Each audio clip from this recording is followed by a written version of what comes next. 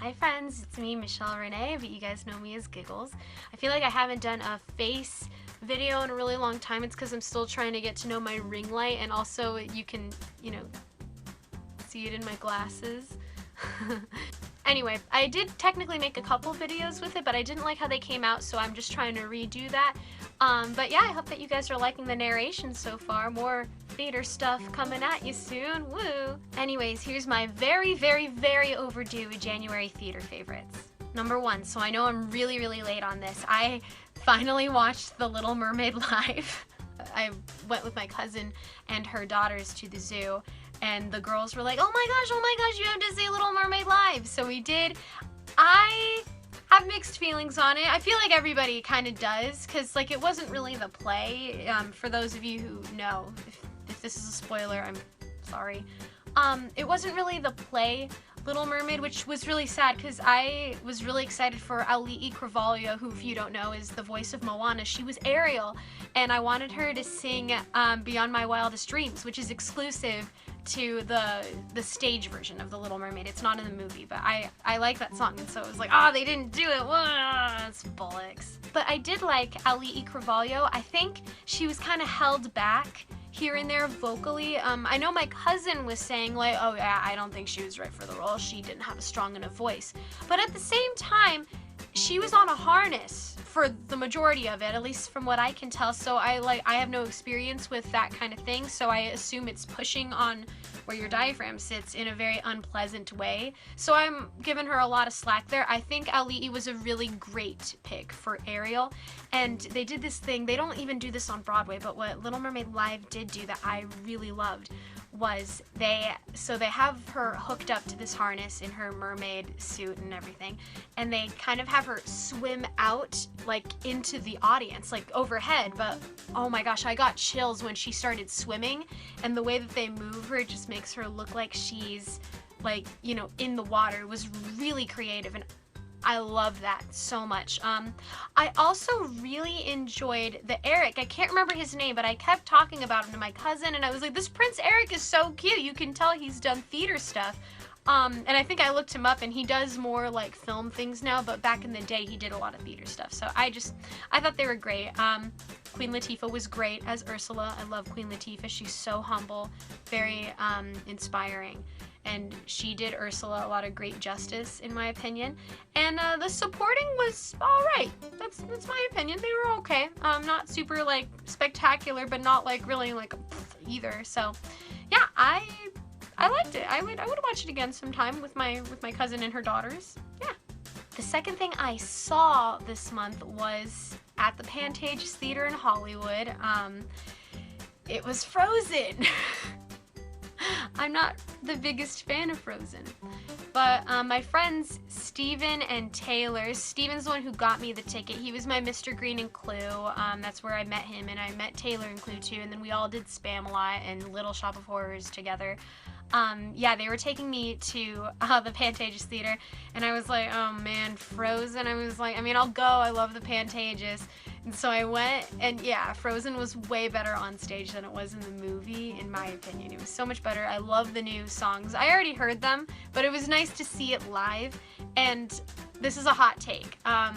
So I've seen clips of the Broadway version of Frozen with the girl, playing Anna, and I hate to say it, I really loved the Anna that I saw more than the one that's currently on Broadway. Ooh! Yeah, Okay, so I listened to a bunch of musical soundtracks in January. I listened to so many. There's one in particular that I can't stop listening to. It's terrible. That one's gonna be saved for last. Okay, here we go. So I listened to Finding Neverland. Beautiful musical, very inspiring. It was very special.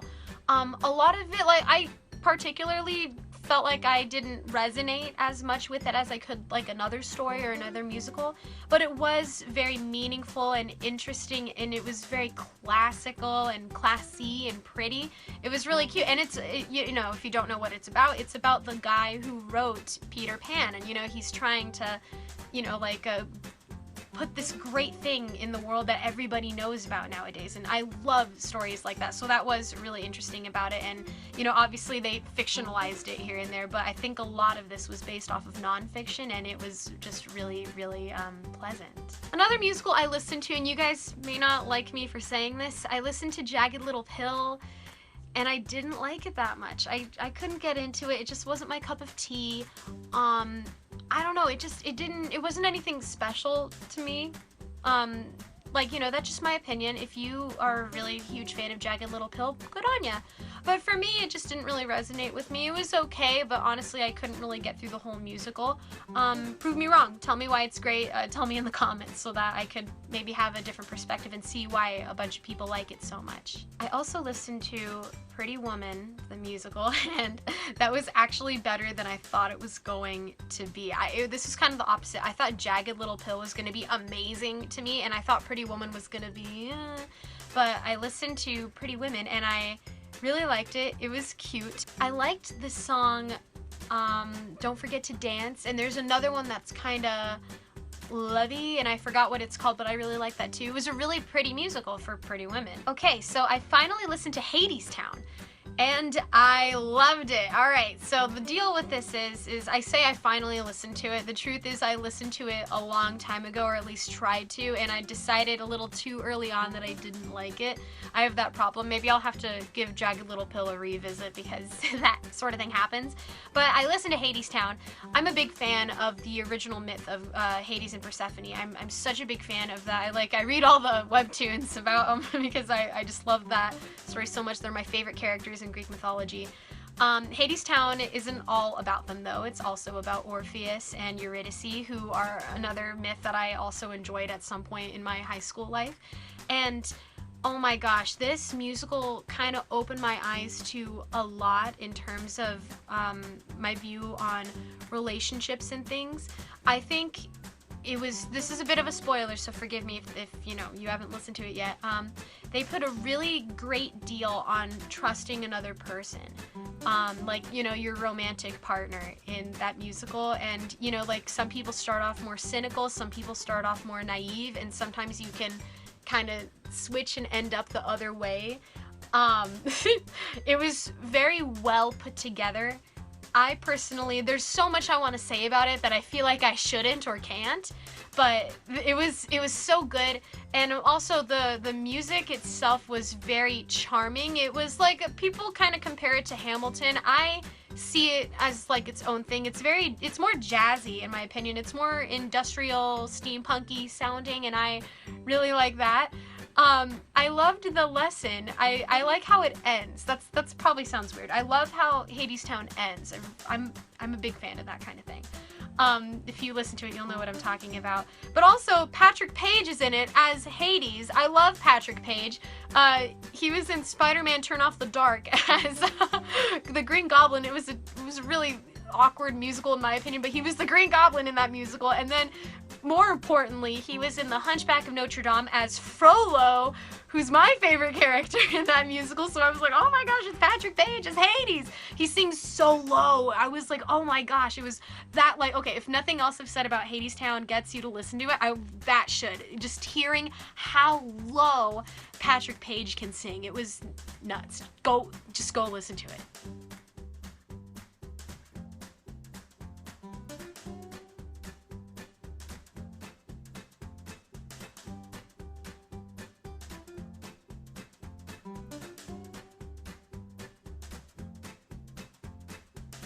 And the last musical I listened to, or rather, I shouldn't say last because it's probably the first one I listened to, but the last one I'm going to mention in this video is Six, the musical.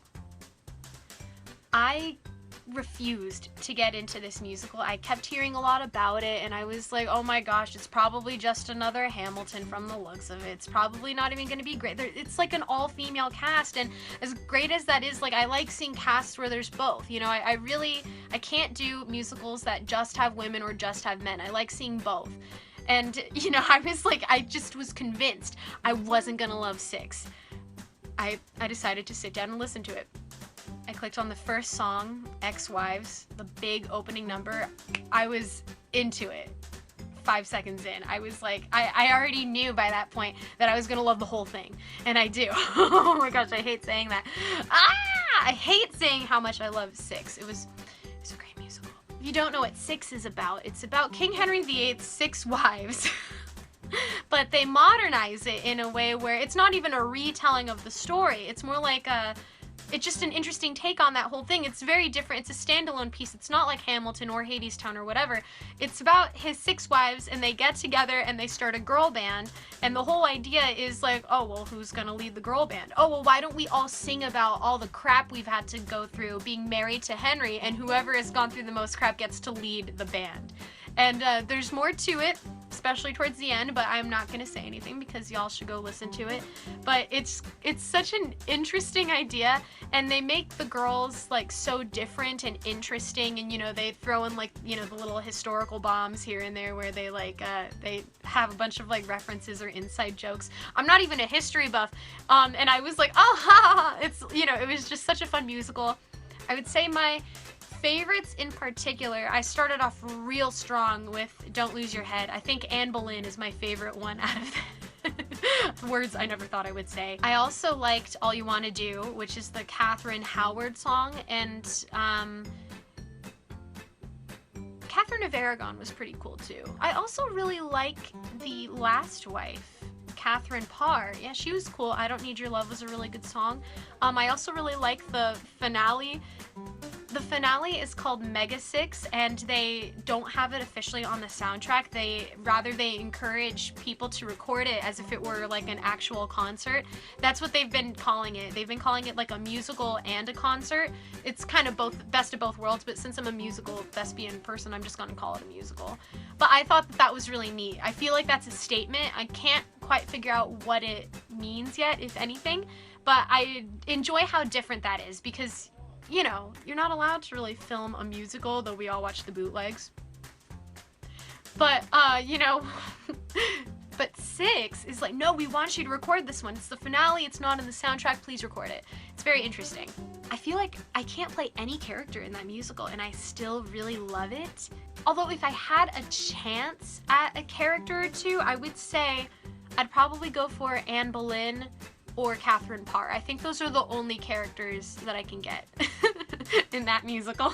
Oh my gosh, I would love to be Anne Boleyn. She's so great. Those were the musicals I listened to this month. Please let me know in the comments what you guys think of them, and if you've listened to them, and what you think of them after you've listened to them. And also let me know if you guys have been into anything, and also if you have any musicals that you want me to listen to or check out, or, you know, have an opinion on, or maybe even try to analyze, please let me know, because I'm so into that. I'm so into theater discussion. So yeah, please have a great day, and I'll see you guys in the next video. Bye!